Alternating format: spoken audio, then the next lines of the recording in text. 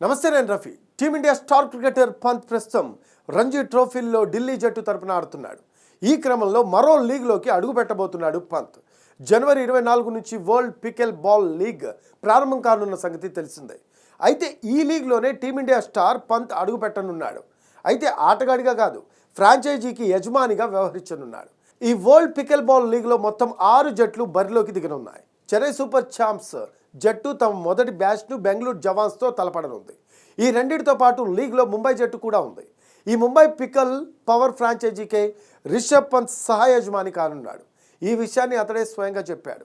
Pickle బాల్పై ప్రజల్లో ఎంతో ఆసక్తి నెలకొంది. నాకు కూడా ఆ ఆట అంటే చాలా ఇష్టం. ఆటను మరో స్థాయికి తీసుకువెళ్లాలని అనుకుంటున్నాను. ఇందుకోసం ప్రపంచ పికల్ బాల్ లీగ్లో పెట్టుబడి పెట్టాలి అనుకుంటున్నాను అని పంత్ వెల్లడించాడు.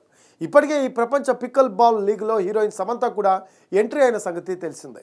ఆమె చెన్నై సూపర్ ఛాంప్స్ ఫ్రాంచైజీని కొనుగోలు చేస్తుంది. రీసెంట్గానే తన జట్టుకు సంబంధించిన కొత్త జెర్సీని విడుదల చేస్తుంది. రెడ్ ఎల్లో కలర్ కాంబినేషన్లో డిజైన్ చేసిన ఆ జెర్సీ క్రీడాభిమానులను ఆకట్టుకుంది.